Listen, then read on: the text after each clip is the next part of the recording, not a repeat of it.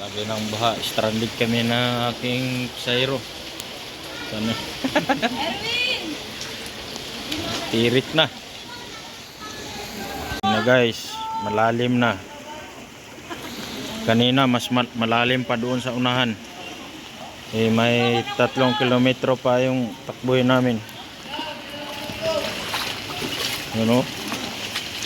Grabe, kaya pala nagsabi yung mga naka-scooter doon kanina na hindi na kaya, malalim na yung baha. Ayan oh.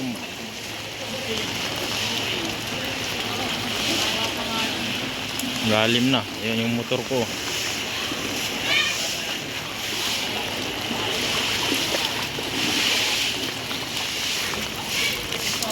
Hindi na namin pinilit kasi doon daw sa unahan, yung malapit sa tulay, ano daw, hanggang Baywang. Uy! Oh, tingnan nyo dito. Oh. Yan. Sobrang lakas ng agos. Pwede na ng bangka dito. Lakas ng agos talaga. Doon kami papunta.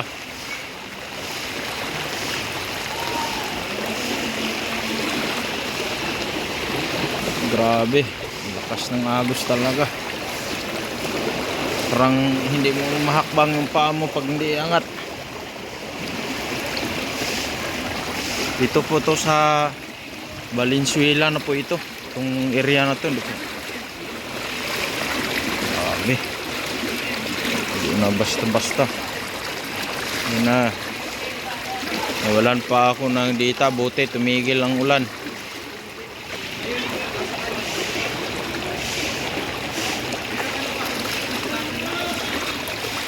Yung pasahero ko nandun sa gilid.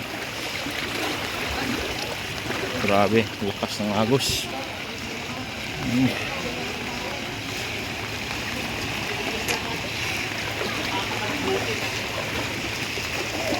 Naka-center stand yung motor ko. Dito. Dito sa may gilid.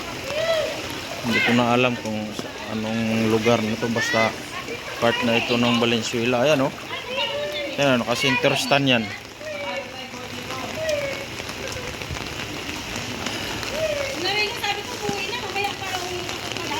Kaya ang iniisip ko, pag tuloy-tuloy itong ulan, babalik na lang talaga ako doon. Ipilit ko na lang kasi sabi nila dito, hanggang liig daw dito ang baha. Hanggang dibdib. Grabe, saglit lang yung ulan.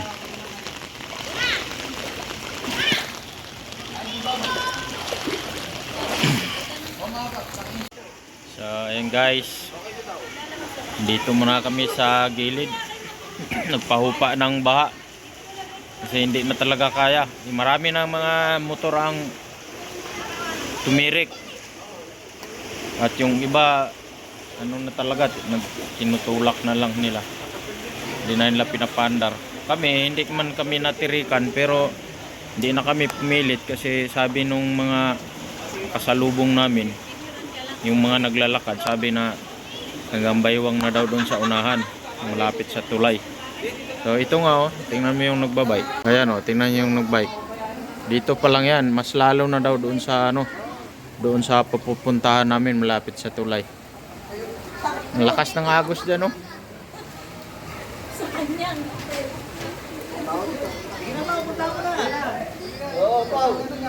Grabe, magpahupa na lang talaga. Wala nang choice. Ayan lang, update tayo sa araw na ito, July 21. Anong oras na ba? 6:55 ng hapon. Buti ngayon ay tumigil na yung ulan.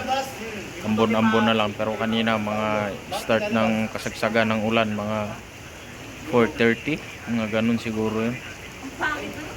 Sobrang lakas ng buhos ng ulan. Kaya yun, may ganito ang nangyari, baha. Sako lumutang.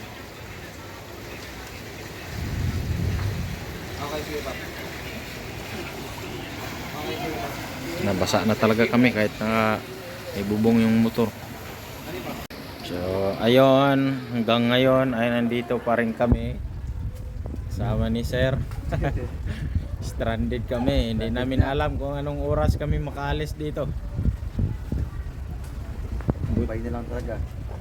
Kasi mas lumalim pa yung tubig. Kaya inakyat ko yung motor. Sa gutter na. Ayan. Mataas pa nga boss eh, no? Ayan na, pinatong ko na sa gilid. Kanina, nandyan yun eh.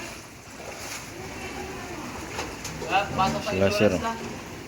Pasok lahat sa insurance. Doon na sa loob, binahakot ah.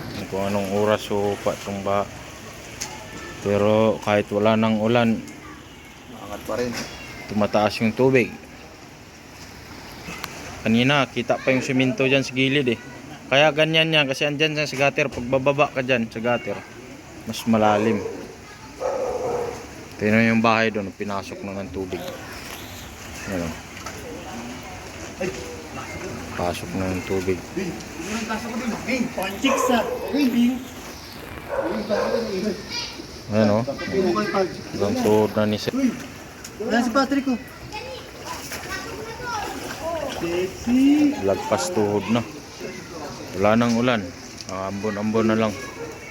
Kaya ganito ang nangyayari. Stranded. Ito mga halaman.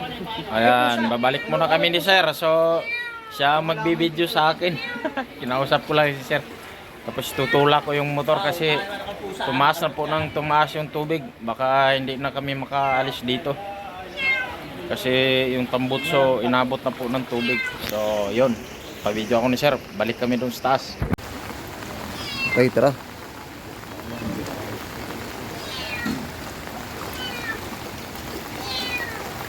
May video pa.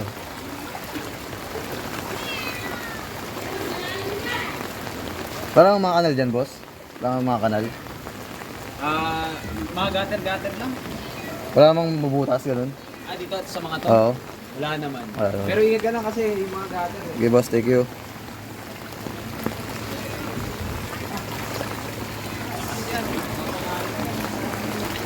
Grabe, taas.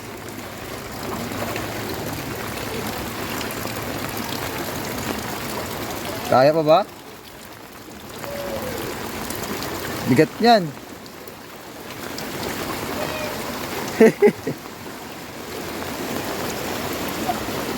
Grabe.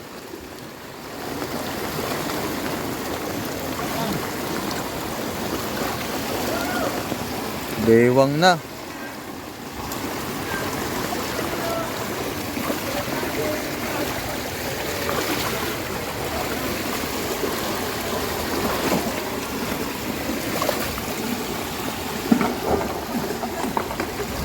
Mabuti.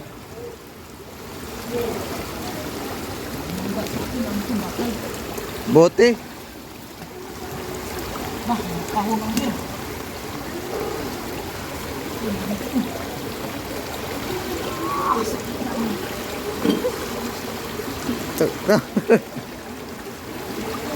Sugat ka?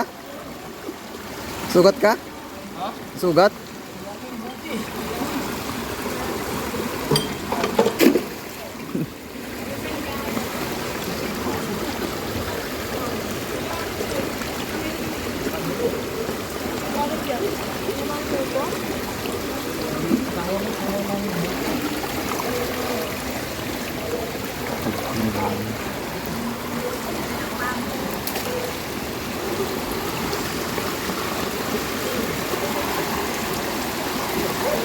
Yeah, delikado tong cellphone mo. Yeah. Delikado tong cellphone mo. Grabe.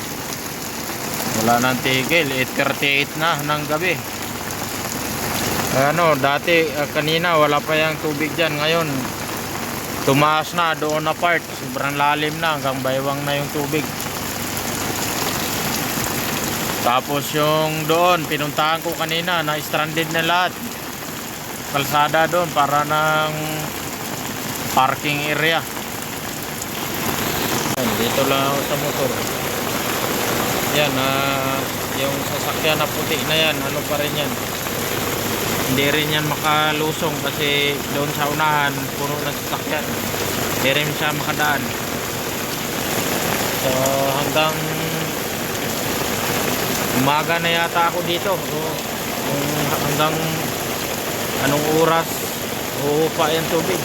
Pero palagay ko hindi ito agad-agad kasi sabi nga nila yung Angat Dam daw ay napakawala ng tubig. Kasi umaapaw daw, mahirap naman pag yun yung masira kasi wala talaga. Baha talaga, lagpas bubong yung tubig pag yun yung masira yung Angat Dam. So, yun lang, update. Ang oras ngayon ay alas 9:10 na. Yun. Nandito ako sa gilid. Hindi ko alam kung nakikisilong na lang ako. Yan yung tubig, baha. Tapos yung motor ko nandoon na part sa taas. Yan.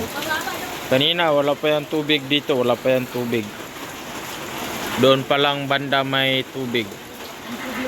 Ngayon tumaas na. Kaya kanina diyan kami dumaan. Yan, papunta dito. Akala ko makalusot palabas doon. Yun pala ganun din. Wala nang lusutan. Kaya stranded. Nandoon ko nilagay yung motor kasi mataas-taas doon. Doon sa. Oh. Kaya hanggang bukas na lang pag hanggang bukas pa to Pamba, bukas pa rin ako makauwi.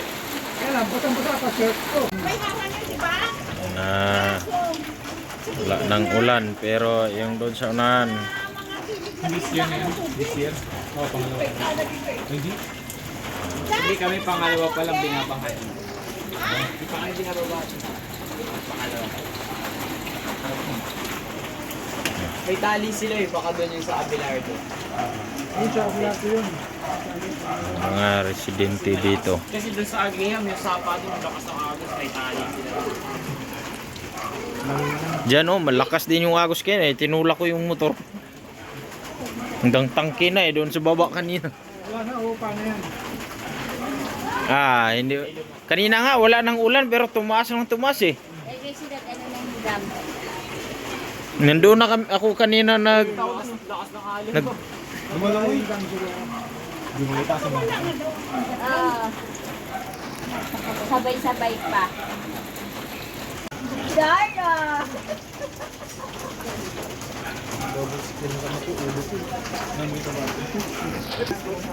Hoy, Linda, yung anak ko, paliguan mo yung buto. Ayun, nakatakas nga ako doon pero dito hanggang liig na oh. Doon sa unahan, grabe. Wala na kaming madaanan.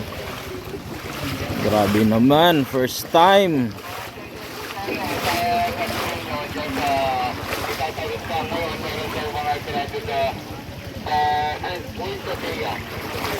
Grabe, first time talaga. Kahatid pa ng pasayro dito sa Valenzuela na area na to. May naglakad doon, grabe na. Kasi may sinsana. Kasi nga. Sa road. Grabe, ang lalim na ng tubig dito. Dito, akala ko makakauwi na ako pero pagdating pala dito, mas malalim pa.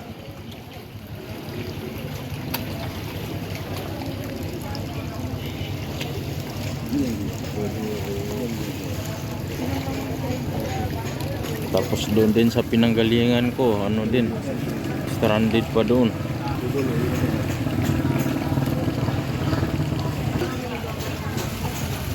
Oh, kita niyo yung tao doon sa parang lagpas na talaga ng tao yan. Lumalangoy na nga siguro yan sila. Yan naman ito.